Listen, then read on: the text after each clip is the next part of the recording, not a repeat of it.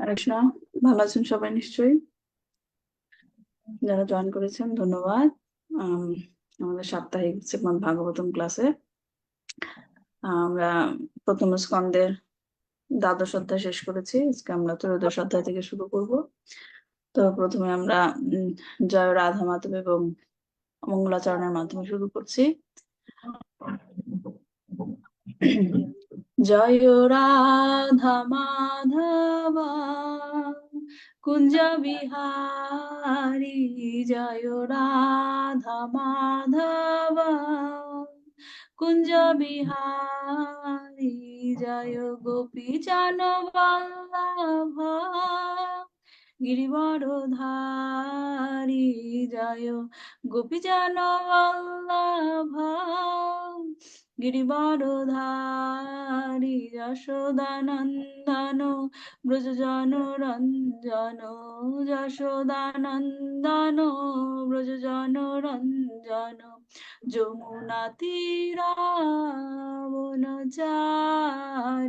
যমুনা তীরা বনচারী, জয় রাধা মাধব কুঞ্জ বিহারী, জয় রাধা মাধব কুঞ্জ বিহারী, হরে কৃষ্ণ কৃষ্ণ কৃষ্ণ হরে হরে, হরে রাম রাম রাম হরে হরে, হরে কৃষ্ণ কৃষ্ণ কৃষ্ণ হরে হরে, হরে রাম রাম রাম রাম হরে হরে। জয় প্রভুপাদা প্রভুপাদা প্রভুপাদা, জয় প্রভুপাদা, জয় জয় প্রভুপাদ প্রভুপাদ প্রভুপাদ, জয় জয় প্রভুপাদ। নিতাই গৌরা হরি বল হরি বল হরি বল, নিতাই গৌরা হরি বল, নিতাই গৌরা হরি বল হরি বল হরি বল, নিতাই গৌরা হরি বল। ओम अज्ञानतिमिरन्धस्य ज्ञानाञ्जनशलाकया चक्षुर्मिलितं येन तस्मै श्रीगुरुवे नमः। श्रीचैतन्यमनोभीष्टां स्थापितं येन भूतले स्वयं रूपकदा मह्यं ददाति स्वपदान्तिकं। वन्देऽहं श्रीगुरु श्रीयुतपदकमलं श्रीगुरून् वैष्णवांश्च श्रीरूपं साग्रजातं सहगण रघुनाथान्वितं तं सजीवं साद्वैतं सावधूतं परिजनसहितं कृष्णचैतन्यदेवं श्रीराधाकृष्णपादान् सहगण ललिता श्रीविशाखान्वितांश्च। হে কৃষ্ণ করুণা সিন্ধু দীনবন্ধু জগৎপতে, গোপেশ গোপিকাকান্ত রাধাকান্ত নমস্তুতে। তপ্ত কাঞ্চন গৌরাঙ্গী শ্রী রাধে বৃন্দাবনেশ্বরী, বৃষভানুসুতে দেবী প্রণমামি হরিপ্রিয়ে। বাঞ্ছাকল্পতরুভশ্চ কৃপা সিন্ধুভ্যেব চ পতিতানাং পাবনেভ্যো বৈষ্ণবেভ্যো নমো নমঃ। নমো বিষ্ণুপাদায় কৃষ্ণপ্রস্থায় ভূতলে শ্রীমতে ভক্তিবেদান্ত স্বামিনীতি নামিনে। নমস্তে সরস্বতী দেবে গৌরবাণী প্রচারিণে, নির্বিশেষ শূন্যবাদী পাশ্চাত্য দেশতারিণে। জয় শ্রীকৃষ্ণ চৈতন্য প্রভু নিত্যানন্দ, শ্রী অদ্বৈত গদাধর শ্রীবাসাদি গৌর ভক্তবৃন্দ। হরে কৃষ্ণ কৃষ্ণ কৃষ্ণ হরে হরে, হরে রাম রাম রাম হরে হরে। নারায়ণং নমস্কৃত্যং নরং চৈব নরোত্তমং দেবীং সরস্বতীং ব্যাসং ততো জয়মুদীরয়েৎ। শৃণ্বন্तं स कथा कृष्णा पुण्यश्रवणकीर्तन हृदयन्तस्थो हि अभद्राणि विधुनोति सुरिस्सतां। नष्टप्रायेषु अभद्रेषु नित्यं भगवत सेवया भगवतीरुत्तमश्लोके भक्तिर्भवति नैष्ठिकी। ओम नमो भगवते वासुदेवाय, ओम नमो भगवते वासुदेवाय, ओम नमो भगवते वासुदेवाय। श्रीमद् भागवतम की जय, श्रील प्रभुपाद की जय, निताई गौर प्रेमानंदे हरि हरि। আমরা প্রথমে একটু দ্বাদশ অধ্যায়ে যা জেনেছিলাম একটু অল্প সামারি বলে তারপর শুরু করব। তো শ্রীমদ্ ভাগবতমের চতুর্থ অধ্যায়ে আমরা দেখেছিলাম যে শৌনক ঋষি সুত গোস্বামীর কাছে মহারাজ পরীক্ষিত সম্বন্ধে, মানে তার জন্ম সম্বন্ধে জানতে চেয়েছিল। পরীক্ষিত মহারাজ যখন শুরু করলো যে পরীক্ষিত মহারাজের কাছে সুখদেব গোস্বামী শ্রীমদ্ ভাগবতম বলা শুরু করেছে, তখন তিনি জানতে চাইলেন যে পরীক্ষিত মহারাজের জন্ম হলো কি করে। কিন্তু মাঝখানে কৃষ্ণের হস্তিনাপুর থেকে চলে যাওয়া এবং দ্বারকাতে পৌঁছানো নিয়ে মানে শ্রীমদ্ ভাগবতের আলোচনাটা অন্যদিকে চলে গিয়েছিল। তো এই অধ্যায়ে সেই টপিকটা আবার ফিরে এসেছিল যে পরীক্ষিত মহারাজের জন্ম সম্বন্ধে বলছিল সুত গোস্বামী। তো শৌনক ঋষি পরীক্ষিত মহারাজের, যিনি মাতৃগর্ভেই ভগবানের দ্বারা রক্ষা পেয়েছিল, জন্ম, কর্ম, মৃত্যু এবং গন্তব্য সবকিছু সম্বন্ধে জানতে চেয়েছিল, যাকে সুখদেব গোস্বামী কি ভাগবতম জ্ঞান প্রদান করেছিল।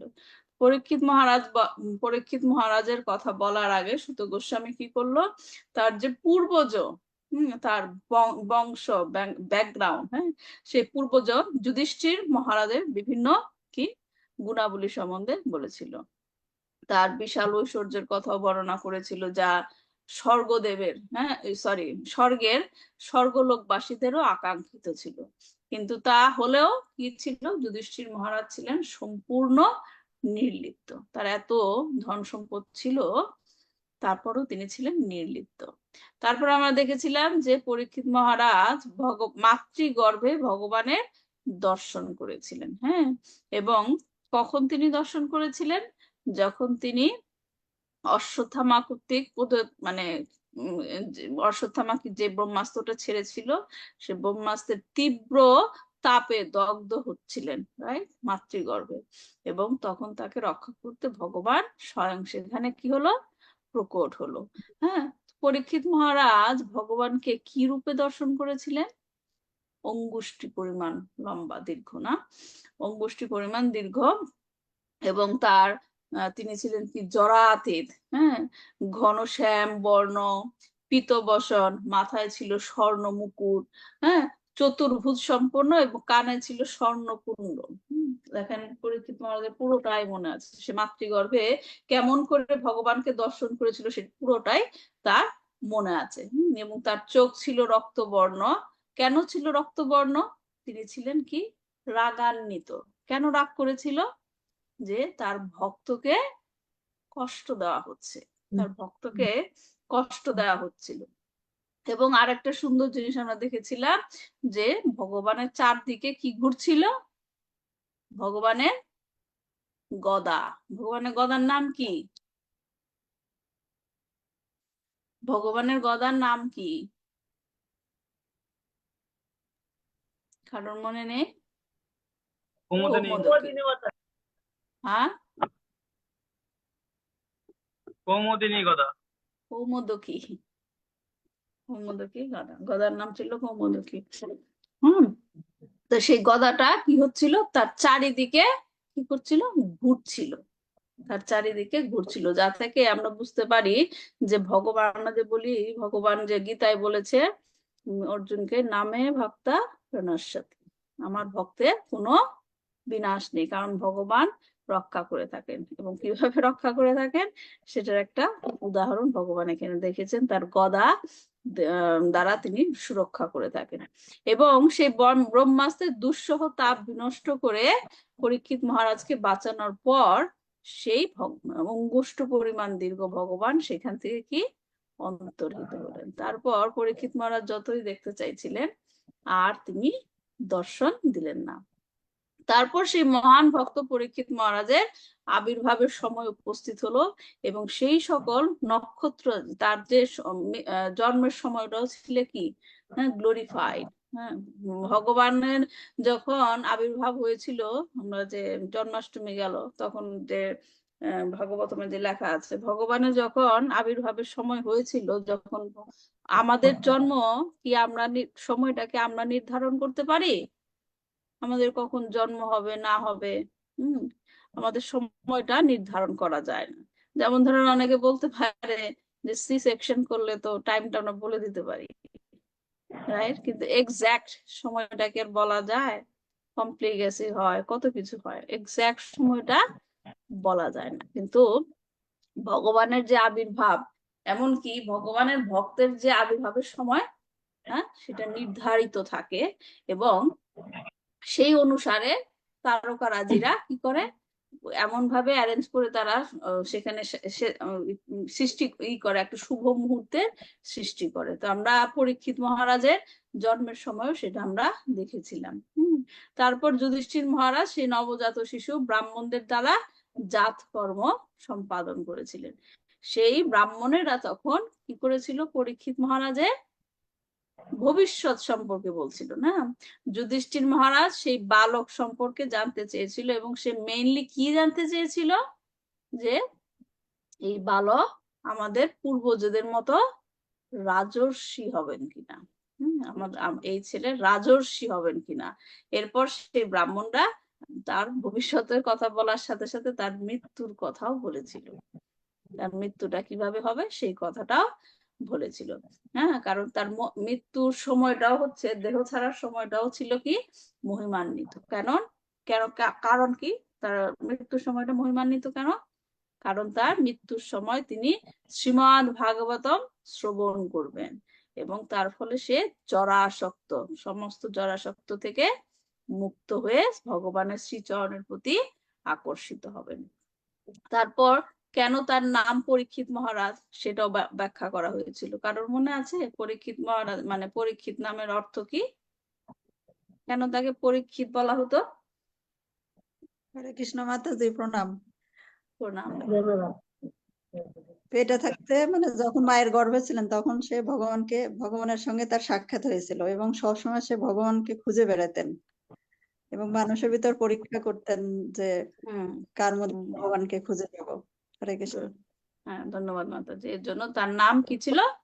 পরীক্ষিত। হ্যাঁ, সে বালক পরীক্ষিত ধীরে ধীরে বড় হলো এবং এরপরে তারপরে অধ্যায় আমরা দেখেছিলাম যে যুধিষ্ঠির মহারাজ কুরুক্ষেত্র করা সমস্ত পাপ থেকে মুক্ত হবে সেজন্য কি করেছিল, অশ্বমেধ যজ্ঞ করতে চেয়েছিল এবং সেই যজ্ঞের প্রয়োজনীয় অর্থ এবং অনুজেরা শ্রীকৃষ্ণের নির্দেশ অনুযায়ী নিয়ে এসেছিল, রাইট? তারপর যুধিষ্ঠির কি করলো, 3টি অশ্বমেধ যজ্ঞ করেছিলেন এবং তারপর উনি শ্রীকৃষ্ণ অর্জুন সহ দ্বারকার উদ্দেশ্যে যাত্রা করলো। এই ছিল দ্বাদশ অধ্যায়ের মূল জিনিসটা, কি কি বলা হয়েছিল।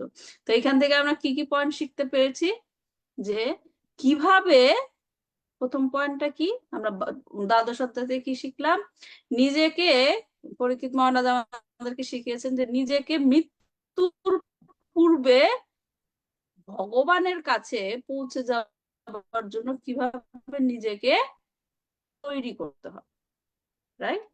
মৃত্যুর পূর্বে আমাদেরকে নিজেকে তৈরি করতে হবে, কিভাবে কি করলে আমরা ভগবানের কাছে পৌঁছে যেতে পারি। হ্যাঁ, সহজ উপায় কি দিয়েছেন উনি? শ্রীমদ্ ভাগবত মানে ভগবানের লীলা শ্রবণ। তারপর দেখেছিলাম যে কেউ যে কোনো অবস্থাতে থেকেও ভগবানের শরণে গিয়ে তার কাছে প্রার্থনা করতে পারে, যে কোনো অবস্থায়। হ্যাঁ, সেটা মাতৃগর্ভেও হতে পারে এবং ভগবান যে কোনো জায়গায় যে কোনো রূপে আবির্ভূত হতে পারে। এমন না যে মাতৃগর্ভে ভগবানকে ডেকেছে, মাতৃগর্ভে ভগবান কিভাবে আবির্ভূত হবে সেটা ডাজন্ট ম্যাটার। ভগবান যে কোনো ভাবে, যে কোনো রূপে, যে কোনো সময়ে, যে কোনো জায়গায় আবির্ভূত হতে পারে। ভগবান তার সমস্ত মানে শক্তির দ্বারা তিনি অন্যান্য সব জীবকে রক্ষা করেন, কিন্তু তার যে প্রিয় ভক্ত তাকে তিনি স্বয়ং রক্ষা করেন। বুঝতে পারছেন পয়েন্টগুলো? আমরা অধ্যায় থেকে কি কি শিখলাম? হ্যাঁ, যে ভগবান নিজে ভক্তকে নিজে রক্ষা করেন।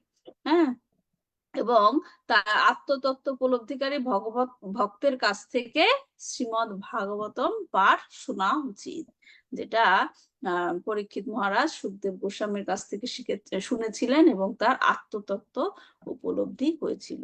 কেন ভগবানের ভগবত ভক্তের কাছ থেকে এগুলো শুনতে হয়?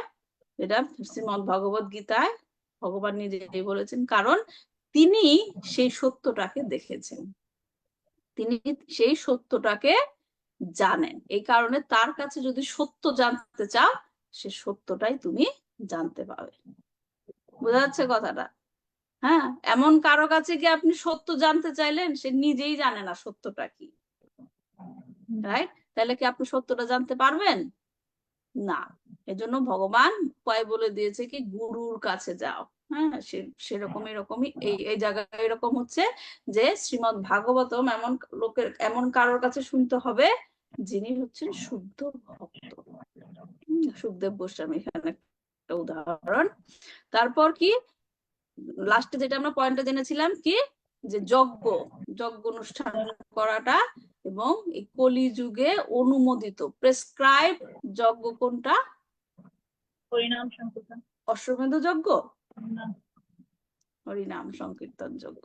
হরিনাম সংকীর্তন যজ্ঞ। এখন কেউ যদি অন্য কিছু করার চেষ্টা করে হয়তো বা ফল পাবে, কিন্তু সেটাই একটা উদাহরণ না। জ্বরের জন্য আপনি যদি পেট খারাপের ওষুধ খান তাহলে তো হবে না। পেট খারাপের জন্য পেট খারাপের ওষুধ খেতে হবে, জ্বরের জন্য জ্বরের ওষুধ খেতে হবে। হ্যাঁ, তো এই কলিযুগে প্রেসক্রাইব আমাদের এই রোগ থেকে মুক্তি পাওয়ার প্রেসক্রাইবড উপায়টা হচ্ছে কি হরিনাম সংকীর্তন। এবং এটা খুব ইজি, রাইট? যজ্ঞ অনুষ্ঠান করতে গেলে কত কিছু করতে হয় না, কিন্তু হরিনাম সংকীর্তন যজ্ঞ করতে গেলে কি কোনো কিছু করতে হয়? শুধু একটা জিনিসই লাগে, কি শুদ্ধ ভক্তি, মন থেকে ভগবানকে ডাকতে হয়। তো আমরা এখন 13 নম্বর অধ্যায় শুরু করব। শেয়ার করছি আমি।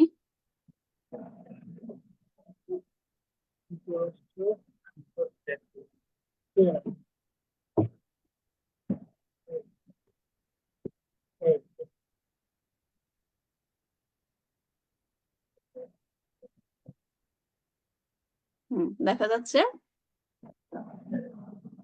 প্রভুজি? দেখা যাচ্ছে, রাইট? দেখা যাচ্ছে না প্রভুজি? দেখা যাচ্ছে না কৃষ্ণ দেখা যাচ্ছে। আচ্ছা, 13 অধ্যায়। হ্যাঁ, এখানে অধ্যায়ের নাম কি? ধৃতরাষ্ট্র গৃহত্যাগ করলেন। হ্যাঁ, তো এখানে এই অধ্যায়ে আমরা কি কি জানবো একটু ছোট্ট করে বলি, যেটা আমি লিখেছি।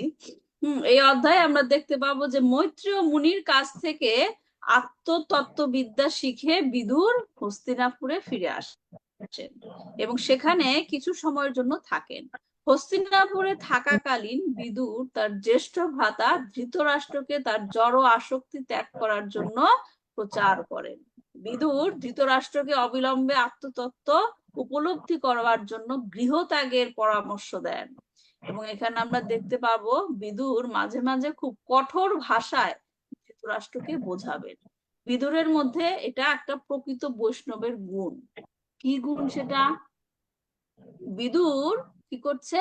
অন্যকেও নিজে যেমন আত্মতত্ত্ব জ্ঞান লাভের চেষ্টা করছেন এবং যখন তিনি সেটা জানতে পেরেছেন সে অন্যকেও জানানোর চেষ্টা করছেন।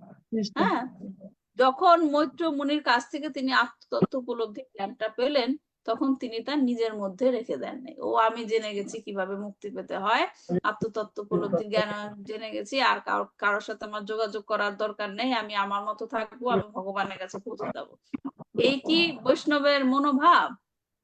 হ্যাঁ, মহারাজরা, ইসকনের মহারাজরা দেখেন এত বয়স হয়ে গেছে তারপর তাদের কি ট্রাভেল বন্ধ হয় না। জয় পতাকা মহারাজ দেখেন কত শরীর, মানে তার এই অবস্থায় আমরা কি কিছু করতে পারতাম? আমরা ঘরের কাজই করতে পারতাম না। আর তিনি কি দূর দূরান্তে চলে যাচ্ছেন। হ্যাঁ, কারণ কি? তার মনের উদ্দেশ্যটা কি? সবার মধ্যে যারা নাকি কৃষ্ণকে বুঝতে পারেনি তাদেরকে জ্ঞানটা দেওয়ার জন্য। ভিতরে কৃষ্ণ বসে আছে, তাকে জাগাও, রাইট? তাহলে তার কি উদ্দেশ্য? সে কি বসে আছে? সে প্রভুপাদের শিষ্য, তার এত শিষ্য হয়ে গেছে, আবার আর কোনো কাজ করার দরকার নেই, সে বসে আছে? এটা হচ্ছে কি প্রকৃত বৈষ্ণব।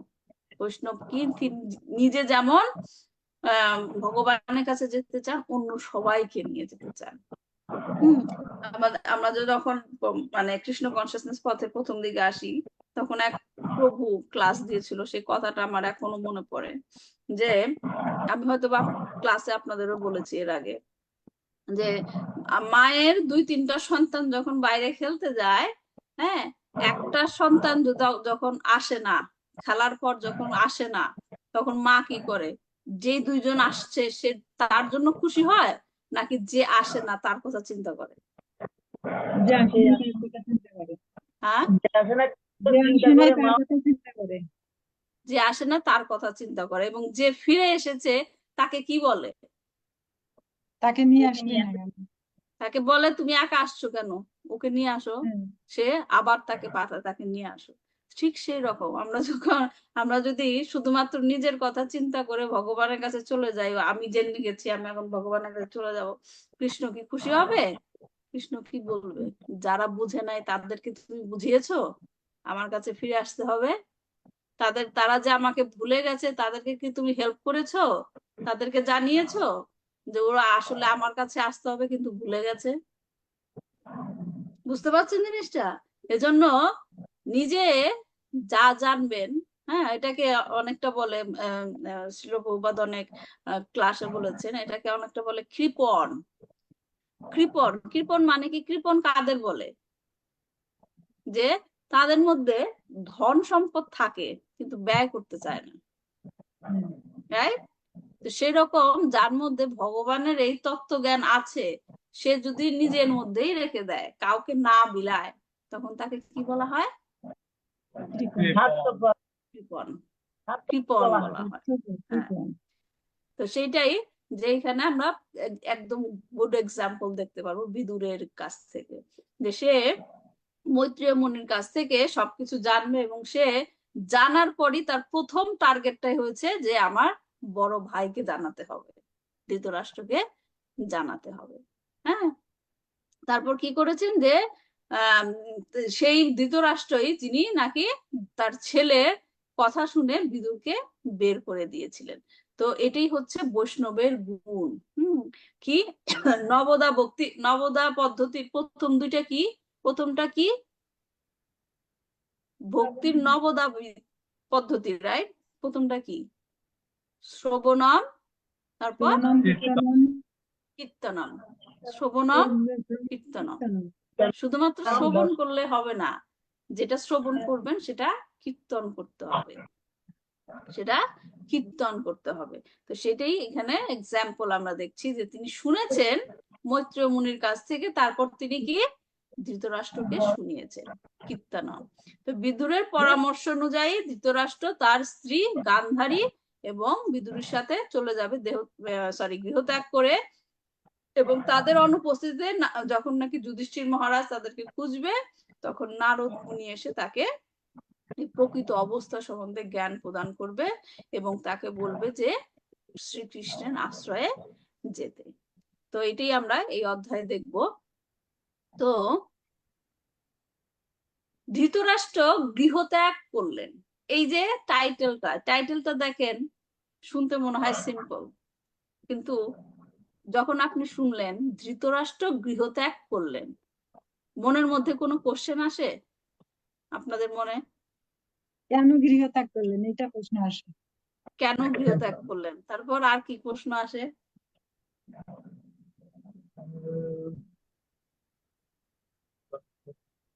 চিন্তা করেন, ধৃতরাষ্ট্রের ক্যারেক্টার সম্বন্ধে আগে চিন্তা করেন, তারপর মনের মধ্যে প্রশ্নটা আসবে। থাকতে চায় না, উনি কেন গৃহত্যাগ করলেন?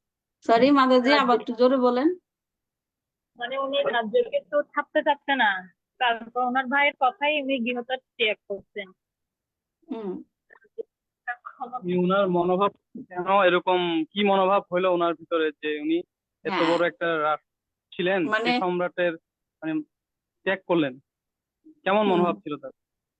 হ্যাঁ, তো সেটাই দেখেন, একটা মানে ধৃতরাষ্ট্র গৃহত্যাগ করলেন, এই লাইনটার মধ্যে দেখেন কন্ট্রাডিক্টরি আছে। ধৃতরাষ্ট্র মানে কি? তার নাম যে ধৃতরাষ্ট্র হয়েছে, ধৃতরাষ্ট্র মানে কি? যে রাষ্ট্র ধারণ করে, যে রাষ্ট্র ধারণ করে রাখতে পারে তার নাম ধৃতরাষ্ট্র। হ্যাঁ, কিন্তু এটা তো পজিটিভ অ্যান্সার হলো যে সে রাজ্য ধরে সিংহাসন ধরে ভালো কাজ করবে, কিন্তু তার নামটা ধৃতরাষ্ট্র, ধৃতরাষ্ট্রের একটা নেগেটিভ মিনিং আছে। ধৃত মানে কি? ধরে রাখা, রাষ্ট্র মানে রাজ্য, এখন সে ধরে আছে, উদ্দেশ্যটা কি? আমি রাজ্য ভালোভাবে চালাবো সেটা উদ্দেশ্য, নাকি আমি এই রাজ্য ছাড়বো না, আমার পরে আমার ছেলে আসবে, মানে আমিই ধরে রাখবো রাজ্য? কোনটা অর্থ ধৃতরাষ্ট্রের? দেওয়ার এটাই উদ্দেশ্য, ওনার পরে ওনার ছেলে রাখা হবে। মানে সে চিন্তা ভাবনা। কি করছে, যে রাষ্ট্রকে ধরে রেখেছে, যে আমি আর কাউকে দিব না। হ্যাঁ, তার মানে কি? তার রাজ সিংহাসনের প্রতি আসক্তি, তাই তার রাজ্যর প্রতি আসক্তি। সেই লোক, সেই ধৃতরাষ্ট্র কি করছেন? ত্যাগ করছেন, গৃহত্যাগ। তাহলে কি একটার মধ্যে আপনি দেখেন কন্ট্রাডিক্টরি। ধৃতরাষ্ট্র গৃহত্যাগ করলেন, যেটা মাতাজি বললেন, যিনি নাকি রাজ্যই ছাড়তে চায় না, তার মনের মধ্যে কি এমন হলো হঠাৎ করে যে সে গৃহই ত্যাগ করে দিলেন। বুঝতে পারছেন? তার মানে যে আবার দেখেন আরেকটা পয়েন্ট আপনি যদি খেয়াল করেন, যখন নাকি ভগবান শ্রীকৃষ্ণ কুরুক্ষেত্রের যুদ্ধে অর্জুনকে গীতা শোনাচ্ছিলেন, রাইট? ধৃতরাষ্ট্র পুরোটা শুনেছে না? শুনেছে কার কাছে শুনেছে? বিদুর সঞ্জয়ের কাছে শুনেছেন। সঞ্জয়ের কাছে শুনেছেন। দেখেন ভগবত গীতা সে পুরোটা শুনেছে, তার মধ্যেও তারপরে সে আসক্তি ত্যাগ করতে পারেনি, রাইট? পুরো ভগবত গীতাটা শুনেছে, তারপরেও তিনি আসক্তি ত্যাগ করতে পারেন। তাহলে এইখানে কি এমন ঘটনাটা ঘটলো যে সে গৃহত্যাগ করলেন? হ্যাঁ, তো এটা কৌতূহলের বিষয় না, কেন হলো? হ্যাঁ, তো আমরা যেটা দেখতে পাচ্ছি যে এখানে বিদুরের কথা দিয়ে শুরু হয়েছে, এই কারণে আমরা বলছি যে কি ঘটনাটা হলো, তার মধ্যে যে মনোভাবের পরিবর্তন হলো সেটার কারণ হচ্ছে বিদুর। তো আমরা প্রথম শ্লোক থেকে পড়বো। কেউ পড়তে চান প্রথম শ্লোকটা? শ্লোক 1। শ্রুত উবাচ বিদুরস্তীর্থযাত্রায়াং মৈত্রেয়া দত্তানুগতিম জ্ঞাতা গাদ্ধাস্তিন পুরং তদয়া প্রাপ্ত বিবিধিত। পড়েন একজন। হরে কৃষ্ণ মাতাজি, পড়বো আমি? পড়েন, একজন বললেই হয়। শ্লোক 1। সুত উবাচ বিদুরস্থিত যাত্রায়াম মৈত্রেয়াদাত্মনো গতিম জ্ঞাতা গন্ধাস্তি স্তিন পুরাম তয়া বাপ্ত বিবিধিত।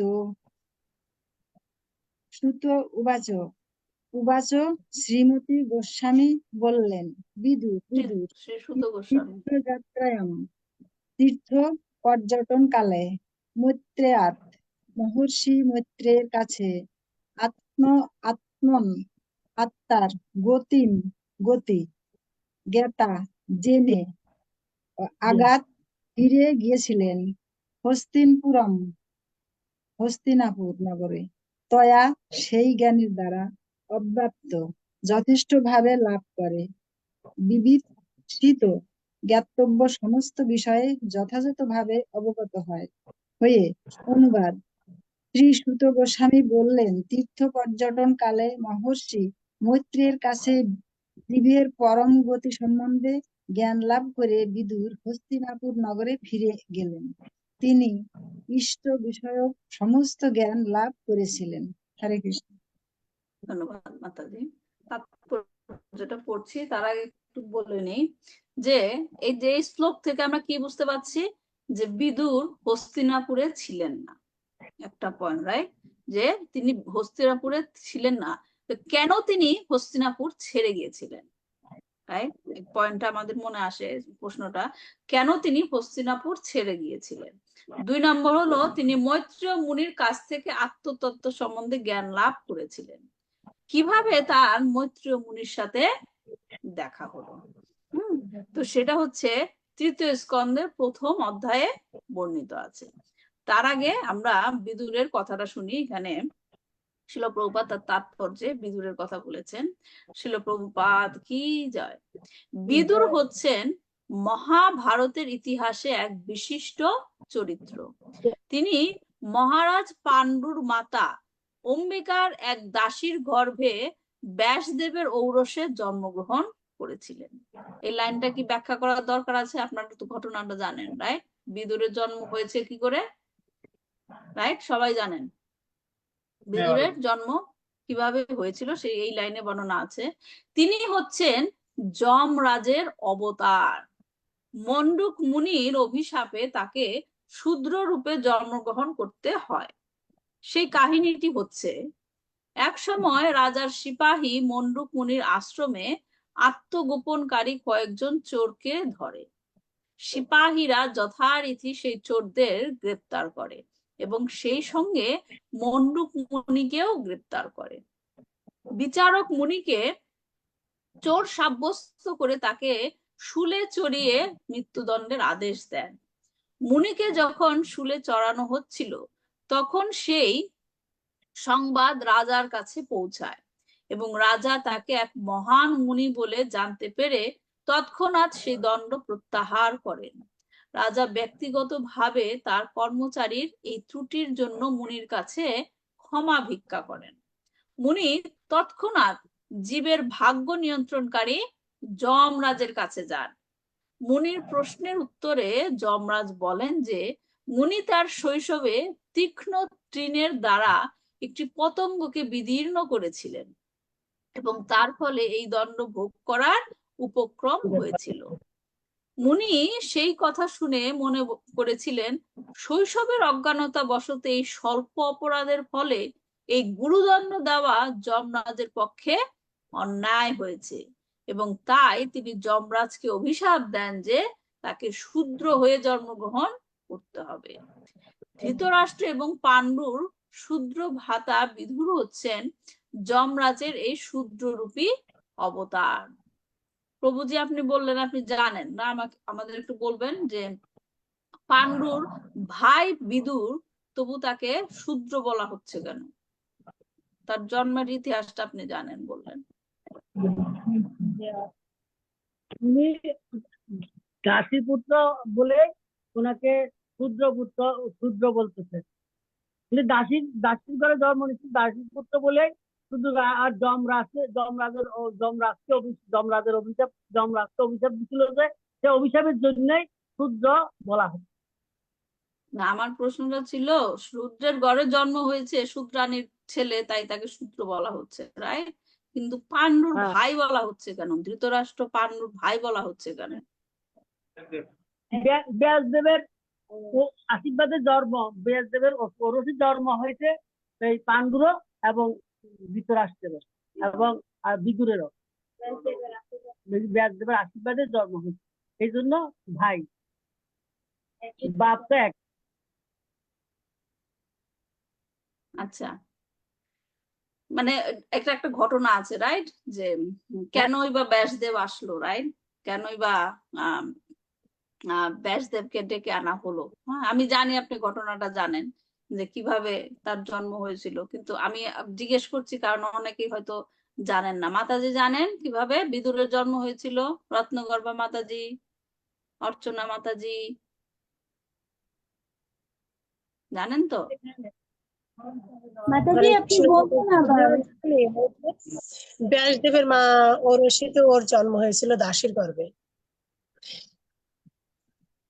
আর এটা হচ্ছে প্রথম থেকে বলতে হয়, এটা হচ্ছে মহাভারতের কাহিনী, রাইট? মহাভারতের আমার নামগুলো হয়তো একটু একটু ভুল হবে। যখন নাকি বিষ্ণুদেবের বাবার নামটা কি ছিল? শান্তনু। হ্যাঁ, তো শান্তনু যখন কি বলবো গঙ্গার সাথে বিয়ে হয়েছিল, গঙ্গার সাথে বিয়ে হবার পরে তার সপ্তম না বিষ্ণুদেবের যে জন্ম হলো তার আগে তার অনেকগুলি সন্তান, অষ্টম, রাইট? অষ্টবসুর জন্য বলা হয় আর কি। তো তার শান্তনু মহারাজের সাথে গঙ্গার বিয়ে হওয়ার পরে তার অনেকগুলি সন্তান হয়েছিল এবং তাদেরকে মা গঙ্গা জলে ডুবিয়ে দিয়েছিল, সেটা অন্য ঘটনা। তারপর হচ্ছে ভীষ্মদেবের জন্ম হয়। ভীষ্মদেবের জন্ম হওয়ার পরে তখন মাতা গঙ্গা মাতা তার অভিশাপের কারণে তার বিয়েটা হয়েছিল, তার মর্তলোকে আসতে হয়েছিল। ভীষ্মদেবকে সে তখন নিয়ে যায়, যখন সে ফিরে চলে যায় শান্তনুর কাছ থেকে, সে তখন ভীষ্মদেবকে নিয়ে যায় এবং ভীষ্মদেবকে 16 বছর পর্যন্ত সে বড় করে। বড় করার পর যখন সে যোগ্য হয়, তাকে বিভিন্ন রকমের শিক্ষায় পারদর্শী করার পর গঙ্গাকে কি কিসের কাছে, শান্তনু কাছে ফেরত দিয়ে যায়। তো এইদিকে যখন নাকি শান্তনু মহারাজ ভ্রমণে বেরিয়েছিল, তখন তিনি একটা জেলের মেয়ে সত্যবতীকে দেখে তার পছন্দ হয়। হ্যাঁ, তো সত্যবতীর আবার আরেকটা ঘটনা ছিল পূর্বে।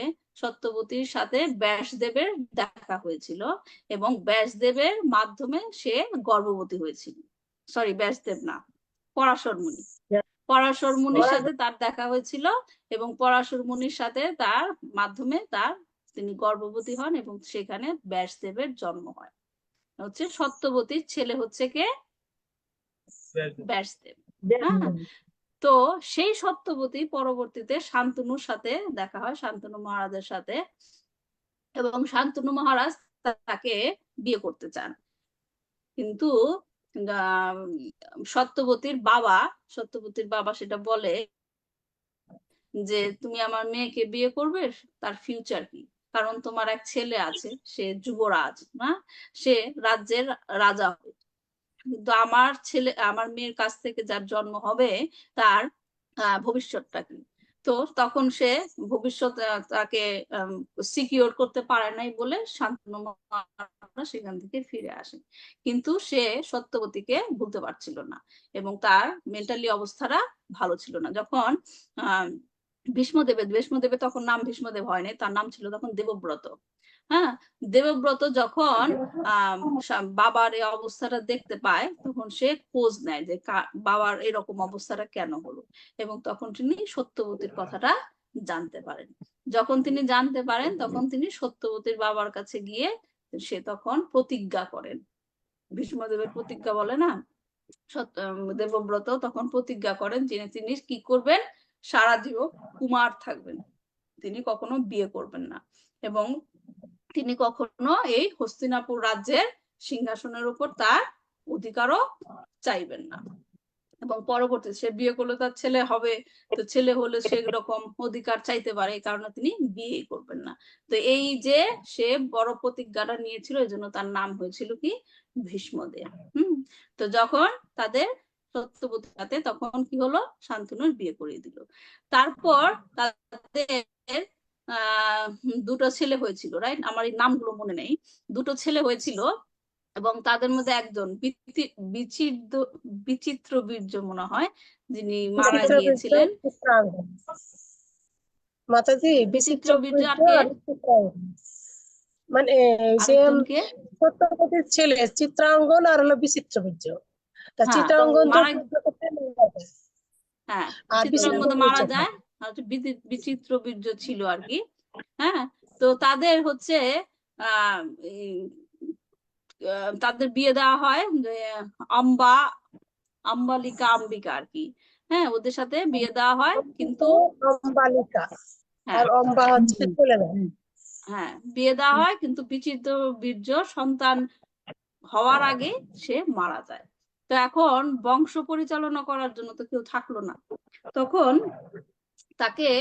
সত্যবতী এই উপায় বের করলো যে যেহেতু ব্যাসদেব তার ছেলে, হ্যাঁ, এটা তখনকার নিয়ম ছিল যে রাজ্য চালানোর জন্য, বংশ ঠিক রাখার জন্য কোন এক ব্রাহ্মণের সাহায্য নেওয়া যায়, মানে সন্তান করার জন্য।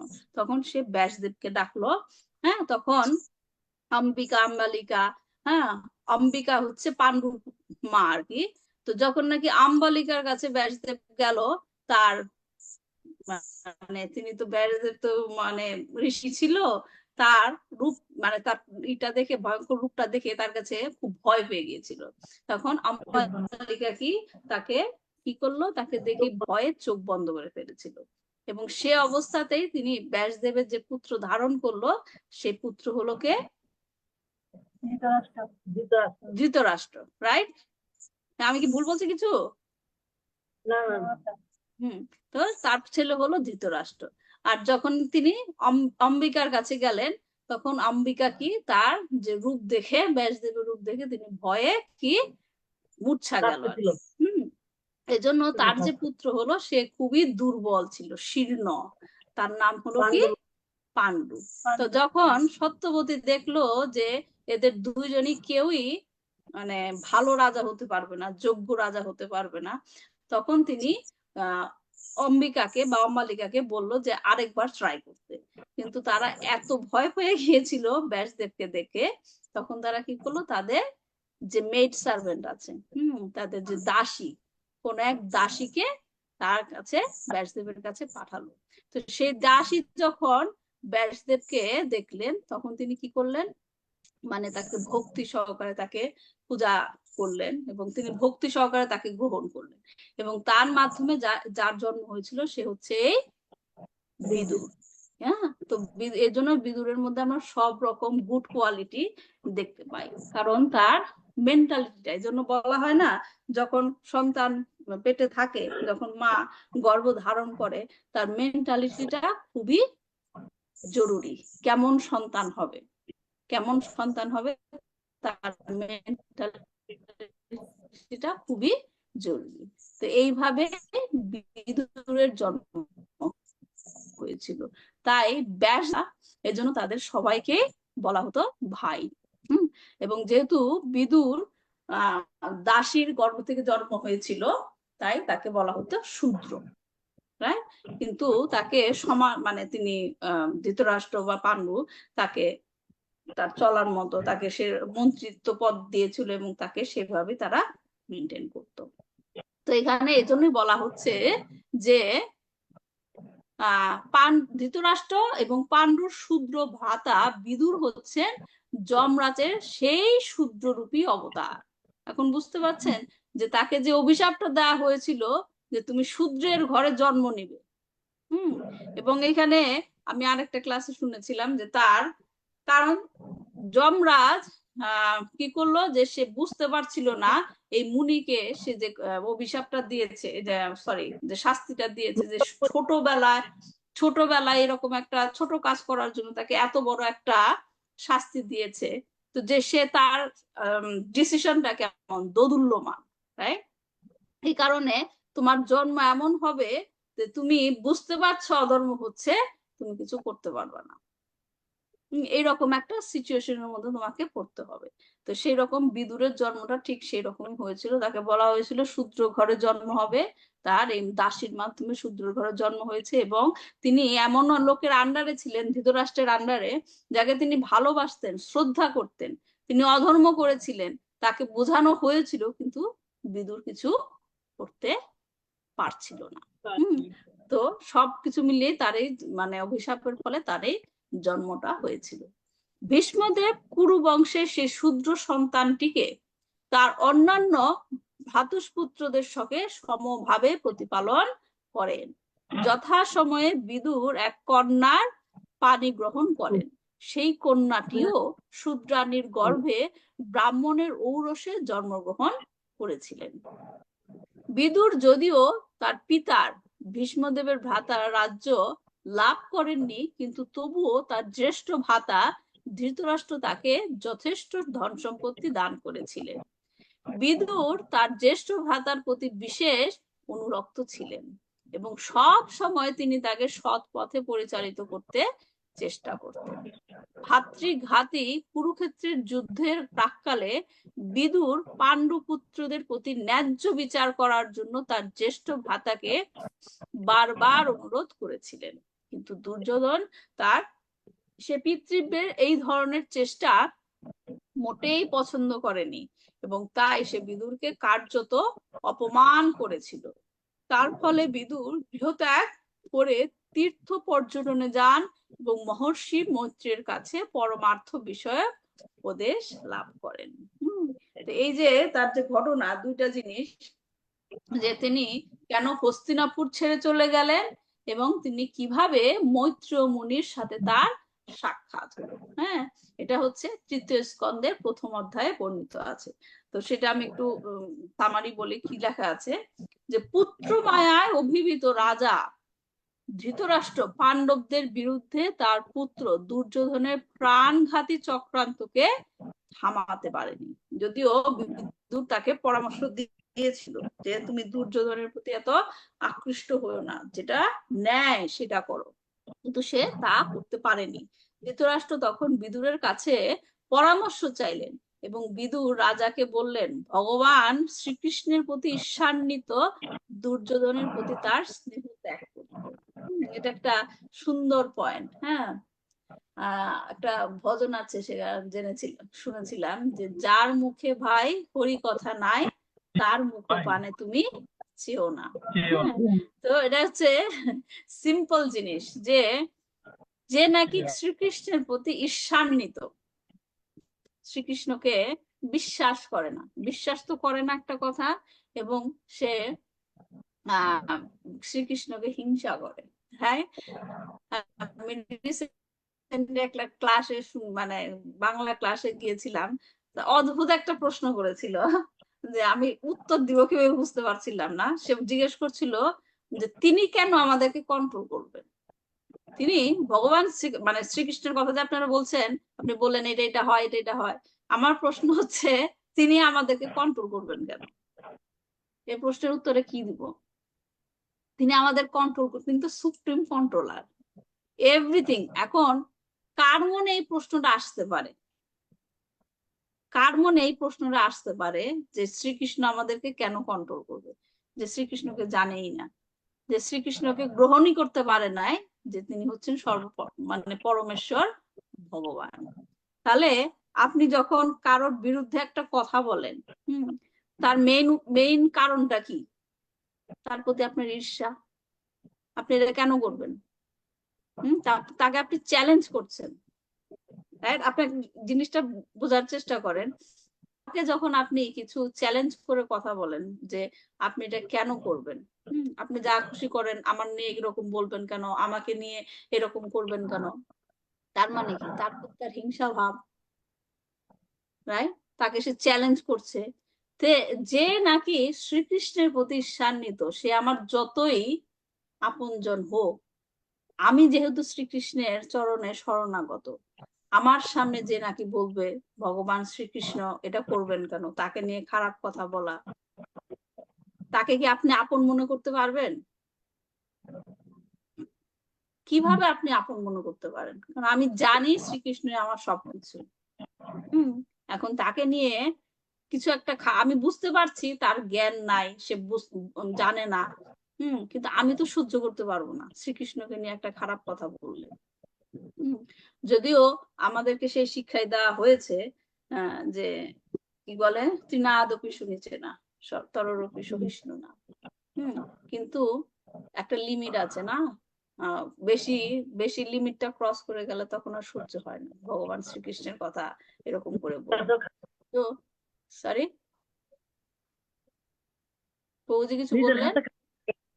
যদি আমার একটা লিমিট আছে না, লিমিট আছে, লিমিটের ভিতরে বলে তাও এটা সহ্য করে নেওয়া যায়। ওরা বুঝে না, অজ্ঞানী, এই জন্য বলছে। কিন্তু তার চেয়ে বেশি কিছু হইলে তখন তো আর সহ্য করা যায়, নিজের কত খারাপ লাগে।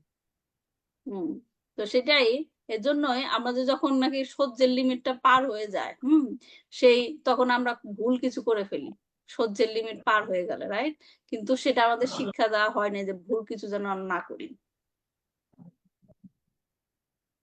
যে যার মুখে ভাই হরি কথা নাই তার মুখে পানে তুমি চেও না, তুমি ওইদিকে যেওই নাই, তাহলে তোমার কি হবে?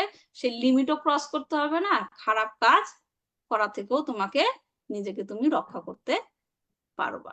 তো এখানে আমরা যেটা দেখছি যে বিদুর বলছে যে দুর্যোধনের অন্য সবকিছু যা করছে না করছে, হ্যাঁ, তার একমাত্র ডিসকোয়ালিফিকেশন হচ্ছে সে কৃষ্ণের প্রতি ঈর্ষান্বিত। এই একটা জিনিসই সে পয়েন্ট আউট করেছে যে শ্রীকৃষ্ণের প্রতি ঈর্ষান্বিত, দুর্যোধনের প্রতি স্নেহ ত্যাগ করো। দুর্যোধন ক্রোধান্বিত হয়ে বিদুরকে অপমানিত করে তখন রাজপ্রাসাদ থেকে বের করে দেন। হ্যাঁ, বিদুর এই ঘটনাকে কি বললেন, সে কিন্তু বিদুর কিন্তু মন খারাপ করেনি, তাকে রাজপ্রাসাদ থেকে বের করে দিল, এই রাজ্যের জন্য আমি কত কিছু করেছি, এই ফ্যামিলির জন্য আমি কত কিছু করেছি, ধৃতরাষ্ট্রকে আমি এত ভাবে সম্মান করি, হ্যাঁ, সে কিন্তু একটু মন খারাপ করেনি, বরঞ্চ সে কি সেটাকে পজিটিভ ভাবে কি নিয়েছে, যে এটা সম্পূর্ণই ভগবান শ্রীকৃষ্ণের প্ল্যান। হ্যাঁ, এবং তিনি খুব খুশি হলেন যে তিনি পূর্ণরূপে এখন ভগবানকে জানার সুযোগ পাবেন। দেখেন কিরকম মেন্টালিটি। হ্যাঁ, আমরা কি এভাবে চিন্তা করতে পারি? হ্যাঁ, আমাদের জীবন থেকে আমরা শুনে আসছি যে ভগবান শিবের যে সেবা করে, পূজা করে ভগবান আশুতোষ, তিনি অনেক কিছু পান, কিন্তু কৃষ্ণ ভক্ত যারা কৃষ্ণকে পূজা করে তাদের ম্যাটেরিয়ালি অনেক কিছু তাদের কাছ থেকে কেড়ে নেওয়া হয়, ঠিক আছে, রাইট? কিন্তু ভক্তরা যারা পরম ভক্ত তারা কি মনে করে যে কৃষ্ণ আমাদের কাছ থেকে এগুলো কেড়ে নেয় কেন, আমাদেরকে কি জড়াসক্ত থেকে আমাদেরকে মুক্ত করতে চায়, আমাদের যে বন্ডিং। কারণ আমরা এক মুখে বলছি কৃষ্ণ তোমার শ্রীচরণ আমাকে ঠাঁই দাও, হ্যাঁ, তো শ্রীকৃষ্ণের চরণে ঠাঁই পেতে গেলে তো এইগুলির থেকে মুক্ত হইতে হবে, রাইট? তো আমি যখন ভগবান শ্রীকৃষ্ণকে বলবো তোমার শ্রীচরণ আমাকে ঠাঁই দাও, তাহলে তো তার এই কাজটা করতেই হবে, আমাদের এই জড় জগতের বন্ধন থেকে আমাকে মুক্ত করতেই হবে। হ্যাঁ, তো এখন আমি যদি ওইটাই বলি যে আমার সংসার কেউ দেখো, সবকিছু করো, ভগবান তোমার শ্রীচরণ আমাকে রেখো, দুইটা জিনিস কিভাবে পাবেন? আমরা ক্লাসে শিখেছিলাম না, জড়াশক্তি এবং কৃষ্ণ চরণের প্রতি আসক্তি একসাথে হয় না, একটা আসক্তি পেতে গেলে আরেকটা আসক্তিকে ছাড়তে হবে, রাইট? তো সেইটাই এখানে আমরা দেখছি যে বিদুর যখন নাকি এই জড়া আসক্তি থেকে সম্পূর্ণরূপে মুক্ত হয়ে গেল, সে যখন তাকে বের করে দেওয়া হলো তখন তার মনে হলো যে এটা আমার জন্য কৃষ্ণ ভালো কিছু করেছে, কারণ কৃষ্ণ হয়তো বা চাচ্ছে যে আমি তার সম্বন্ধে কিছু জ্ঞান লাভ করি। তো এইভাবে বিদুর তীর্থযাত্রার জন্য হস্তিনাপুরের প্রাসাদ ত্যাগ করলেন। বহু বছর তীর্থযাত্রার পর যমুনা নদীর তীরে শ্রীকৃষ্ণ উদ্ধব মহান শ্রীকৃষ্ণের যে মহান ভক্ত, হ্যাঁ, উদ্ধবের সাথে তার দেখা হয়।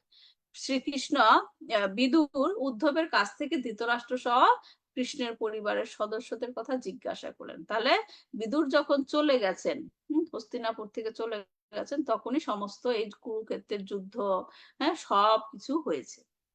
এবং এমনকি উদ্ধবের সঙ্গে তার যখন সাক্ষাৎ হলো তখন ভগবান এই জড়জগতের লীলা সংবরণ করেও চলে গিয়েছিলেন।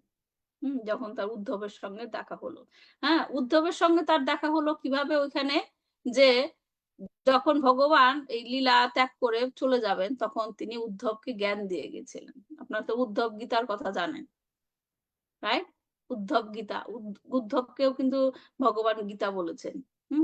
উদ্ধবকে জ্ঞান দিয়ে গিয়ে তিনি বলেছিলেন যেটা কি প্রচার করার জন্য বদ্রিক আশ্রমে যাও।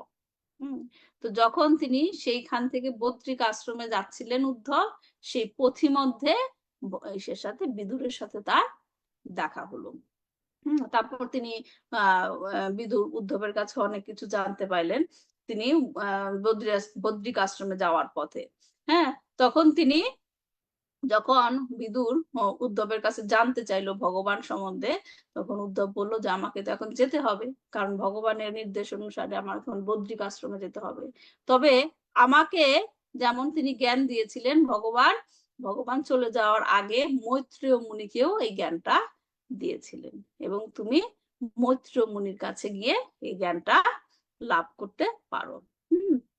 তখন তাকে যমুনা নদীর তীরে কিছুদিন অবস্থান করার পর বিদুর তখন গঙ্গার ধারে পৌঁছালেন এবং মৈত্রেয় মুনির কাছ থেকে সাক্ষাৎ করে তিনি আত্মতত্ত্ব সম্বন্ধে তিনি জ্ঞান লাভ করলেন।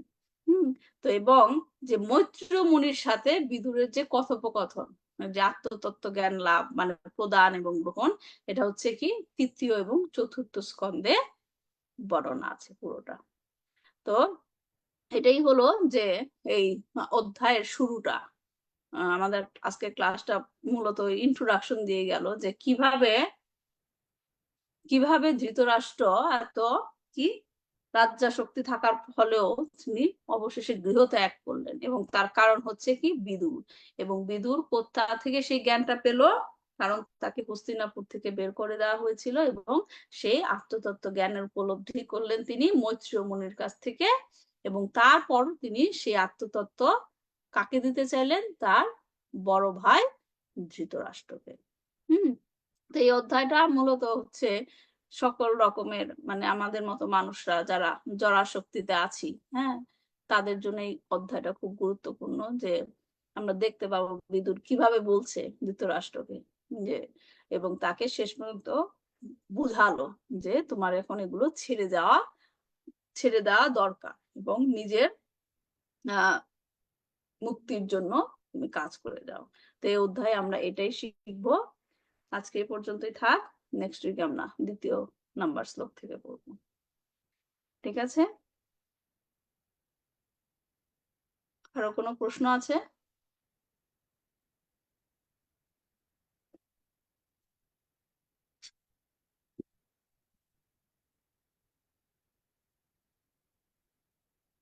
ঠিক আছে, তাহলে দেখা হবে নেক্সট উইকে পরবর্তী শ্লোক নিয়ে। বাঞ্ছা কল্পতরুভ্যশ্চ কৃপা সিন্ধুভ্যেব চ পতিতানাং পাবনেভ্যো বৈষ্ণবেভ্যো নমো নমঃ। শ্রীমদ্ ভাগবতম কি জয়, শিল প্রভুপাদ কি জয়, তাই গৌর প্রেমানন্দে হরি হরি। হরি